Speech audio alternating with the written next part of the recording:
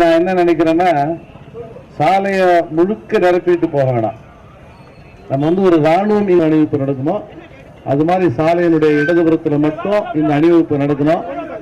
எவ்வளவு மக்கள் திரட்டுகிறோம் அப்படிங்கிறத விட பொதுமக்களுக்கு இடையூறு இல்லாமல் எவ்வளவு கட்டுப்பாடா இந்த பேரணி இருந்துச்சு. அங்க ஒன்றும் பாதுகாப்புக்கெல்லாம் ஆள் போட வேண்டாம், அறிவுடை நம்பி இருந்தா பாத்துக்கலாம் அப்படின்னு சொல்லக்கூடிய வகையில இந்த பேரணி இடதுபுறமாக மட்டும் தொண்டர்கள் எல்லாம் சொன்னதை கேட்டுட்டாங்க. தலைவர்கள் மட்டும் முன்னாடி கொஞ்சம் அடைச்சிட்டு இருக்காங்க. தலைவர்களும் முன்னாடி இடதுபுறமா இருக்கும்.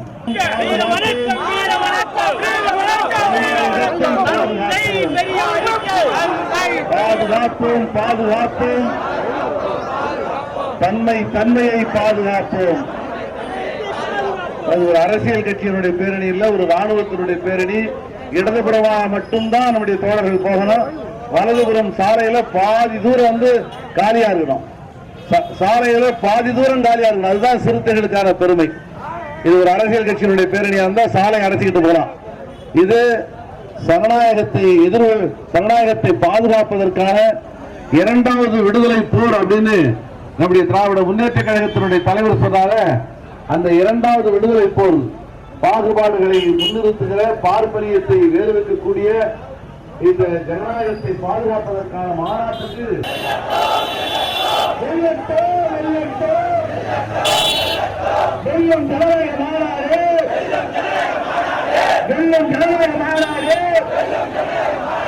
தேசம் காக்கும் மாநாடு ஏசி தமிழர் தலைமையிலே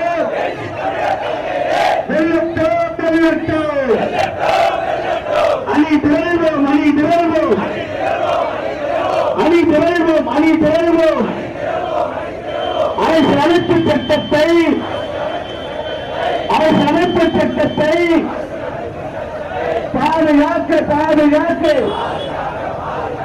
வெறும் மாநாட்டிற்கு தமிழ் மக்களை அழைக்கின்ற பேரணி. இது பேரணி, நியாயம் கேட்கும் பேரணி. விரட்டி அடிப்போம், விரட்டி அடிப்போம். RSS சங்பரிவார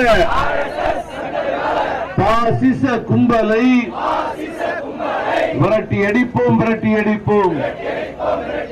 பாதுகாப்போம், பாதுகாப்போம்.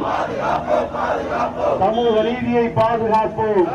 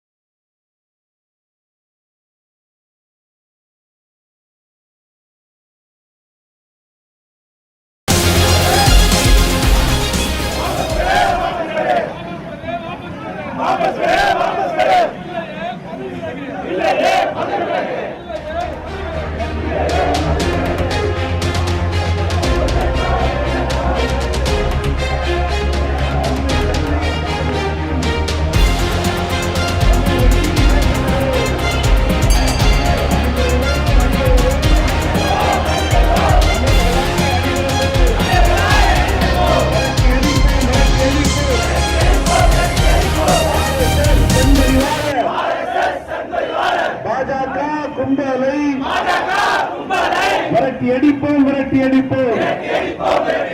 மதத்தின் பெயரால் அரசியல் நடத்தும், மதத்தின் பெயரால் அரசியல் நடத்தும். சனாதனத்தை விரட்டி அடிப்போம். பாதுகாப்போம், பாதுகாப்போம். ஜனநாயகத்தை பாதுகாப்போம். இந்த முஸ்லிம் ஒற்றுமையை உங்களை சென்று பாதுகாப்போம். மோடி அரசு, மோடி அரசு, மோடி அரசு, மோடி அரசு, மோடி அரசு, மாநில அரசு, மாநில அரசு, மாநில அரசு, மாநில ஒழிக்கவே, மாநில ஒழிக்கவே, பண்டுட்டேங்க தொகுதி, ஒழிக்கவே, மாநில ஒழிக்கவே.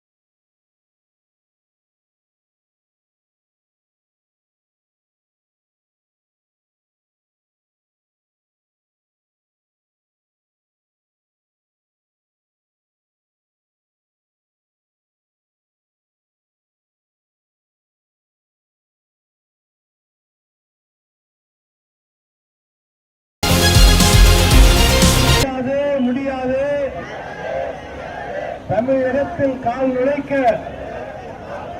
தலைகீழாக புரண்டாலும் பாஜகவால் முடியாது. பெரியாரின் தேசம் இது, வள்ளலாரின் தேசம் இது. உயர்த்தி பிடிப்போம், உயர்த்தி பிடிப்போம், தன்மார்க்கத்தை உயர்த்தி பிடிப்போம், உயர்த்தி பிடிப்போம், உயர்த்தி பிடிப்போம். அரசமைப்பு சாசனத்தை உயர்த்தி பிடிப்போம், உயர்த்தி பிடிப்போம். பாதுகாப்போம், பாதுகாப்போம்.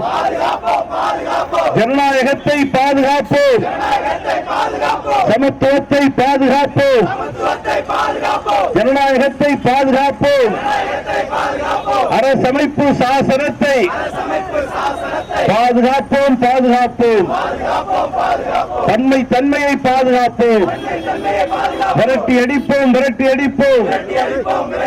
கோட்சே கும்பலை விரட்டி அடிப்போம்.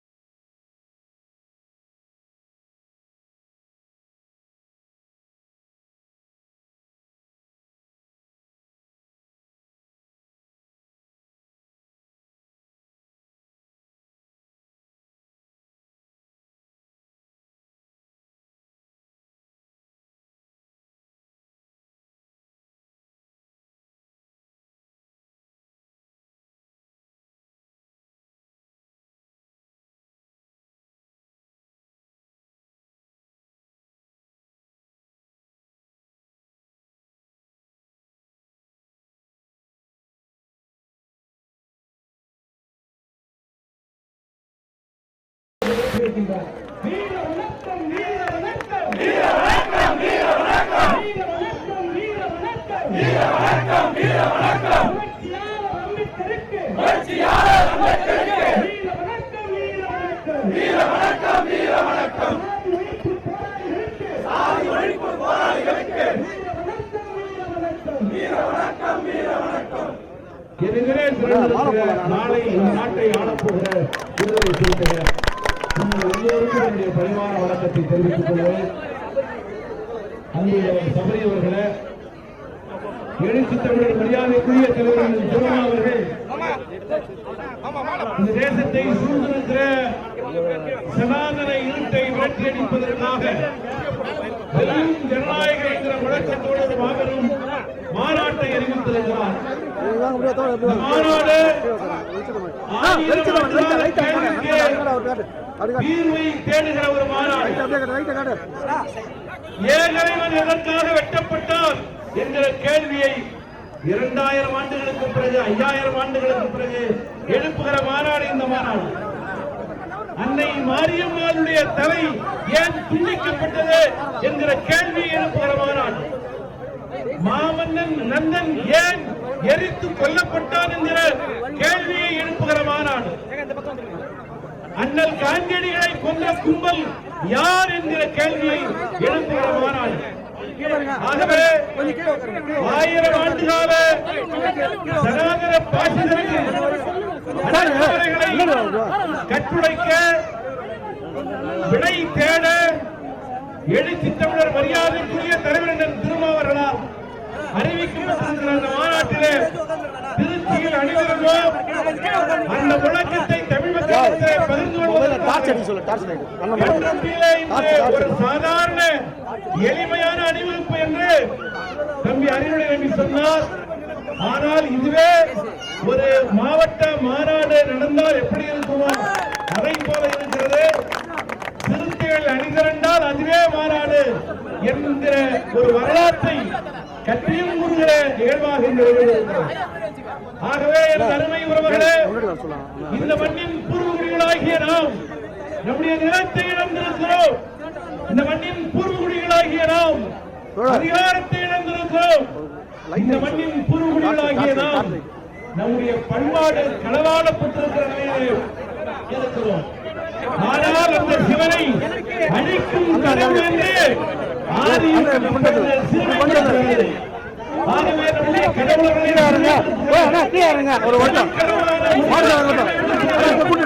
தமிழ் மக்களை அசுரர்கள் என்று வகைமாடுகிற இயங்க வேண்டும் என்ற அடிப்படையில் நடைபெற்றுக் கொண்டிருக்கிற இந்த பேரணி தமிழ் மக்களை அழைப்பதற்கான பேரணி.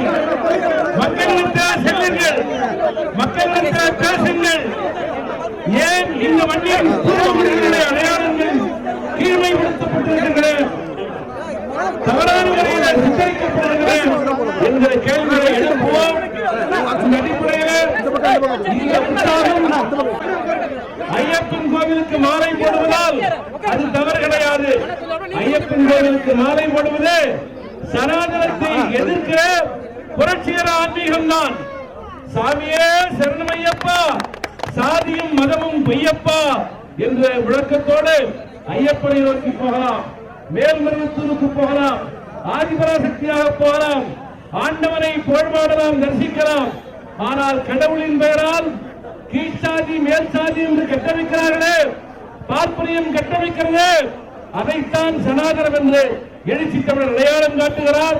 ஆகவே சமூக நீதி மண்ணாகி இந்த மண்ணிலே எழுச்சி தமிழர் சனாதனத்தை வேறவிப்போம், ஜனநாயகத்தை பாதுகாப்போம் என்ற அடிப்படையில் நடைபெறுவதாக இருக்கிற இந்த மாநாடு வருகிற புத்தாண்டிலே நிச்சயமாக தேதி அறிவிக்கப்பட்டு நடைபெறும். அந்த மாநாட்டிற்கு அறைகூவல் விடுப்பதற்காக கடலூர் மாவட்டத்தில் அறிவுடை நம்பியினுடைய தலைமையில் அவ்வளவு பேரையும் மிகப்பூர்வமாக வாழ்த்தி வந்திருக்கிற தோழர்கள் போக்குவரத்திற்கு இடையூறு இல்லாமல் கலந்து செல்வோம். வேறொரு தருணத்தில் ஒரு விரிவான பிரச்சார பொதுக்கூட்டத்தில் உங்களை சந்திக்கிறேன் என்று சொல்லி பாதுகாப்போம், பாதுகாப்போம், பன்மைத்தன்மையை பாதுகாப்போம், விரட்டியடிப்போம், விரட்டியடிப்போம், ஓட் சேர்க்கும் வரை விரட்டியடிப்போம் என்கிற விளக்கத்தோடு நிறைவு செய்கிறேன். சுரேஷ் உள்ளிட்ட அனைவருக்கும் வழக்கங்களை வாழ்த்துக்களை பதிவு செய்து விடைபெறுகிறேன். நன்றி, வணக்கம்.